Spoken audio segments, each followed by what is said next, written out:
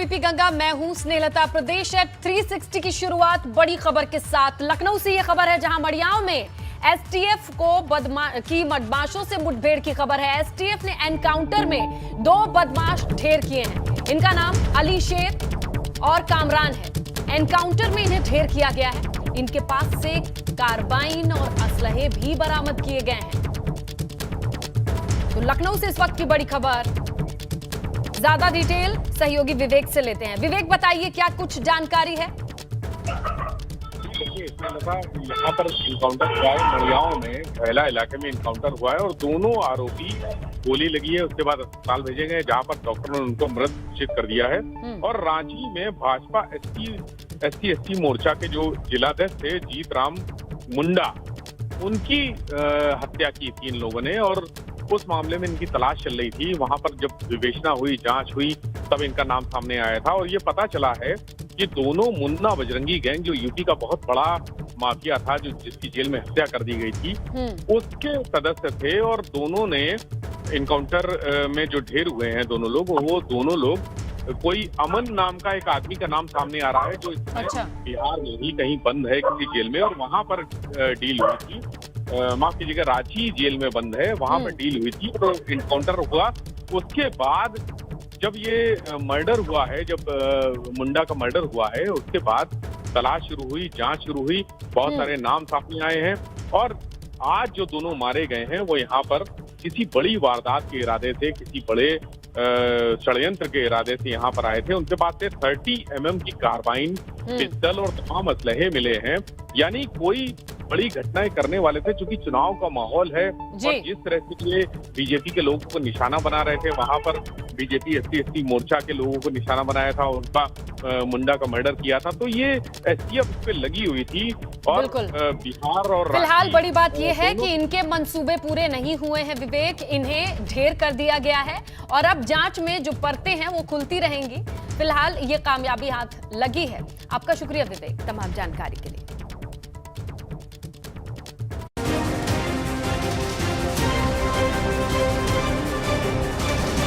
विजय तिलक।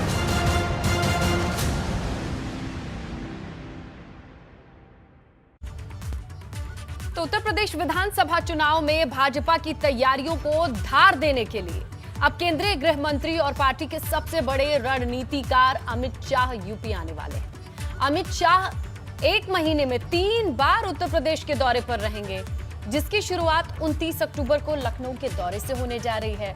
लखनऊ में अमित शाह भाजपा के सदस्यता अभियान की शुरुआत करने वाले हैं।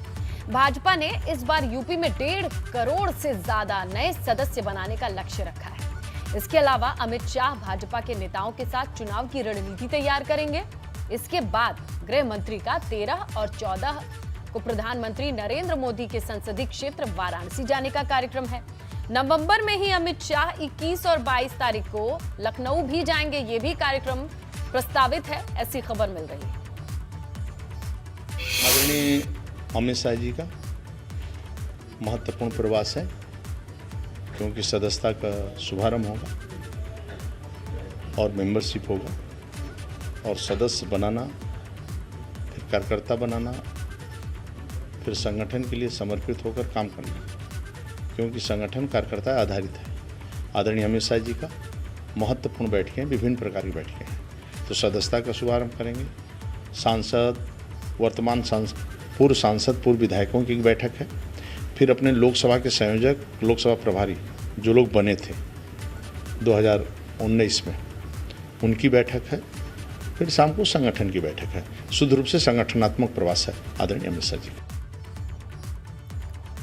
गोंडा दौरे पर पहुंचे सीएम योगी आदित्यनाथ ने मेडिकल कॉलेज, शिक्षा, स्वास्थ्य, स्किल डेवलपमेंट समेत 1132 करोड़ की परियोजनाओं का लोकार्पण और शिलान्यास किया है। उन्होंने विकास के कामों को गिनवाते हुए अयोध्या में भव्य राम मंदिर निर्माण के वायदे को भी पूरा करने पर जनता की हामी भरवाई। उन्होंने जनता से सवाल किया कि कांग्रेस, सपा और बसपा की सरकार होती तो क्या मंदिर बन पाता। इतना ही नहीं, विपक्ष पर निशाना साधते हुए सीएम ने कहा कि गरीबों के लिए आने वाले राशन की बात करें तो सत्ताधारी दल के लोग इसे निगल जाया करते थे। आज हर गरीब को फ्री में राशन मिल रहा है। कांग्रेस का पार्टी आप जवाब दीजिए, मैं आपसे पूछ रहा हूं, क्या ये काम कांग्रेस करती, क्या ये काम समाजवादी पार्टी करती, और क्या ये काम समाजवादी पार्टी आपने करते? हमने जो कहा वो करके दिखाया।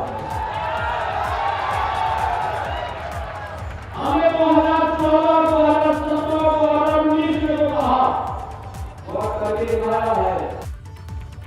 और उधर मऊ में ओपी राजभर ने सुहेल देव भारतीय समाज पार्टी के 19वें स्थापना दिवस के मौके पर सपा के साथ संयुक्त रैली की और यहीं से ओपी राजभर और अखिलेश यादव ने 2022 विधानसभा चुनाव के लिए गठबंधन का ऐलान कर दिया। संयुक्त रैली को शोषित, वंचित, दलित, अल्पसंख्यक महापंचायत का नाम भी दिया गया है। जनसभा को संबोधित करते हुए ओपी राजभर ने कहा, बंगाल की तरह यूपी में भी खेला हुई। इसके अलावा कहा कि यूपी के गरीबों को बिना भेदभाव के फ्री में इलाज मिलेगा।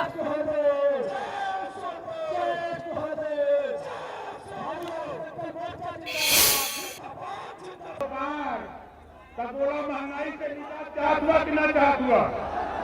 जे महंगाई से निजात चाहत हम थवा बंगाल में खेला होबे का नारा लगल रहल। कहाँ लगल रहल? बंगाल में खेला होबे का नारा लगा और दीदी ने ऐसा खेला किया कि भारतीय जनता पार्टी चारों खाना ठीक हो गई, लौट करके लोग दिल्ली चले गए। अब यूपी है, अब यूपी में खदेड़ा होबे। कहाँ होबे? जोर से बोलिए, कहाँ होबे? खदेड़ा होबे। तो मऊ की रैली में सुबह सपा के साथ गठबंधन का ऐलान कर सपा अध्यक्ष अखिलेश यादव ने भाजपा पर जमकर हमला बोला। मंच से बोलते हुए अखिलेश यादव ने कहा कि यूपी में भी इस बार खेला होबे, जिसका जवाब देते हुए डिप्टी सीएम केशव प्रसाद मौर्य ने कहा, ओपी राजभर डूबती हुई नाव के सहारे। लेकिन सोचो, हम मैदान में लाल और पीले वाले इकट्ठे हुए हैं। इस मैदान में और आसपास लाल और पीले लोग इकट्ठे हुए हैं, लेकिन हमें और आपको देखकर कोई जाने कहां लाल पीला हो रहा होगा।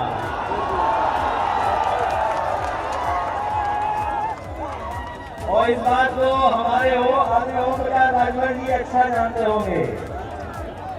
जब पीला और लाल एक हो गया तो दिल्ली और लखनऊ में लाल पीला कौन हो रहा है?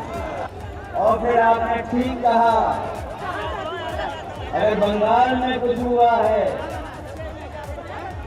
अगर बंगाल में कुछ हुआ है तो ठीक कहा है आपके अध्यक्ष ने, अगर बंगाल में कुछ हुआ है तो यहाँ के लोग भी और पूर्वांचल के लोग भी खदेड़ा कर करके दिखाएंगे, यहाँ भी खदेड़ा होगा। भाजपा के साथ आता है वो बढ़ता है और जो भाजपा का साथ छोड़ करके जाता है वो घटता है। कांग्रेस सपा के साथ गई, क्या हाल हुआ वह आप जानते हैं। सपा बसपा एक हुए, लोकदल उनके साथ आया, क्या हाल हुआ। भाजपा के साथ जो आता है हम उनको सम्मान देते हैं, उनको बढ़ाते हैं और वो बढ़ते हैं। लेकिन समाजवादी पार्टी तो डूबती हुई नाव है, उसमें जो बैठेगा तो डूब ही जाएगा। तो सुना आपने किस तरीके से वार प्रतिवार हुआ। कहा यह भी गया कि लोकसभा चुनाव में बसपा और सपा दोनों एक मंच पर आए थे, उसका परिणाम क्या है सबने देखा। धारा के विपरीत चलोगे तो पहचान मिट जाएगी। और क्या कुछ कहा उन्होंने, आपको सुनवाते हैं।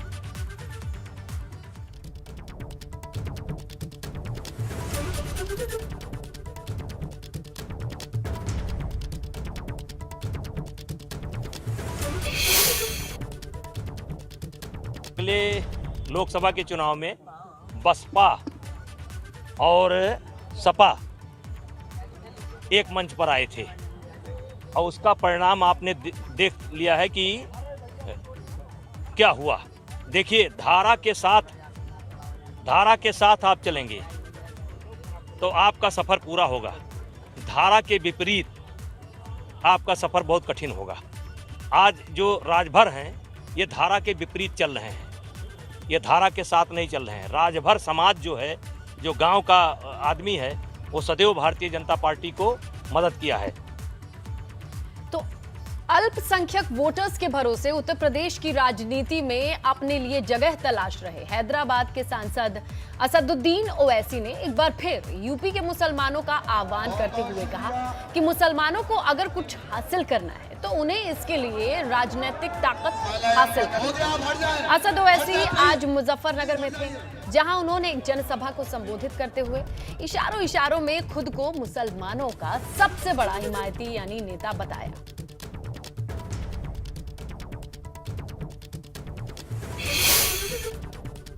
मेरे अजीज दोस्तों और बुजुर्गों, याद रखो ये आने वाले असेंबली के चुनाव हमारे लिए बहुत अहम है।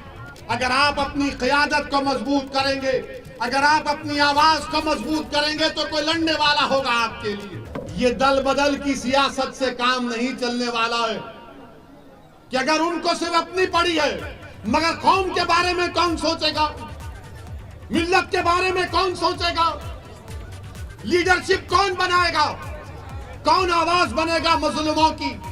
हम मजलूम हैं, वो जालिम बैठे हैं इख्तिदार की कुर्सियों पर। हमको अपनी मजलूमियत को समझते हुए जालिम के जुल्म को रोकना पड़ेगा। तो उधर प्रसपा की सामाजिक परिवर्तन रथ यात्रा आज रामपुर पहुंची थी, जहां प्रसपा अध्यक्ष शिवपाल सिंह यादव ने भाजपा पर जमकर निशाना साधा। कहा कि भाजपा ने जो कुछ भी वायदे किए थे उसे पूरा तो नहीं किया। भारतीय जनता पार्टी की सरकारों ने जो वादे किए थे एक भी वादा उन्होंने पूरा नहीं किया है, और जो भी हो रहा है, जो भी ये सरकार के खिलाफ बोल दे वो जेल में ठूस दिए जाते हैं, उनके मुकदमे लिखा कर। हम प्रयास कर रहे हैं सभी सेकुलर पार्टियां, सभी समान विचारधारा की पार्टियां एक हो जाएं, और एक इसलिए चाहते हैं कि भारतीय जनता पार्टी को हटाने में आसानी होगी। बार को जो T20 मैच हुआ था, इसमें भारतीय टीम की पाकिस्तानी टीम से हार के बाद उत्तर प्रदेश में कुछ जगहों से पाकिस्तान समर्थी नारे लगने की घटनाओं के बाद सीएम योगी सख्तों में हैं, जहां उत्तर प्रदेश में अलग अलग जगहों पर ऐसे मामलों को संज्ञान में आया, ऐसा पाया गया। इसके बाद उत्तर प्रदेश के 4 जिलों में से 5 जगहों पर केस दर्ज किए गए हैं, 7 लोगों को नामजद किया गया है। पहला मामला आगरा जिले के जगदीशपुरा थाने में दर्ज किया गया है। आरोप है कि कुछ लोग मैच में भारतीय टीम की हार के बाद देश विरोधी और पाकिस्तान के समर्थन में नारे लगा रहे थे। इसी मामले में 3 लोगों को हिरासत में लेकर पूछताछ की जा रही है। दूसरा मामला बरेली जिले के इज्जतनगर का है। यहां पर भारतीय टीम की हार के बाद पाकिस्तान का समर्थन करते हुए वादी को गाली देने और साथ में जान से मारने की धमकी देने का भी मामला सामने आया है। तीसरा मामला भी बरेली से है, इज्जतनगर थाने से ही है। तीसरे मामले में एक शख्स को नामजद भी किया गया है। चौथा मामला बरेली के फैजगंज बेहटा थाने का है, वहां भी एक व्यक्ति को नामजद किया गया है। 5वां मामला सीतापुर जिले के रामपुर मथुरा आगरा का है। एक व्यक्ति को सीआरपीसी की धारा 151 के तहत गिरफ्तार भी किया गया है। पाकिस्तान समर्थन नारे लगाने वालों के विरुद्ध राष्ट्रद्रोह के तहत कार्रवाई की संभावना जताई जा रही है। तो आगरा में भारत पाक T20 मैच के दौरान पाक की जीत पर कश्मीरी छात्रों द्वारा जश्न मनाने के मामले में अब आरबीएस ग्रुप के सभी शैक्षणिक संस्थान अनिश्चितकाल तक के लिए बंद हैं, और हिंदूवादियों ने परसों शाम और कल शिक्षक संस्थान के बाहर बवाल भी काटा था। कई छात्रों ने सोशल मीडिया पर खुशी जताई थी। इस मामले में भी 3 कश्मीरी छात्र अरशीद, यूसुफ, इनायत और शौकत के खिलाफ कॉलेज प्रबंधन ने ही अनुशासनात्मक कार्रवाई भी की थी।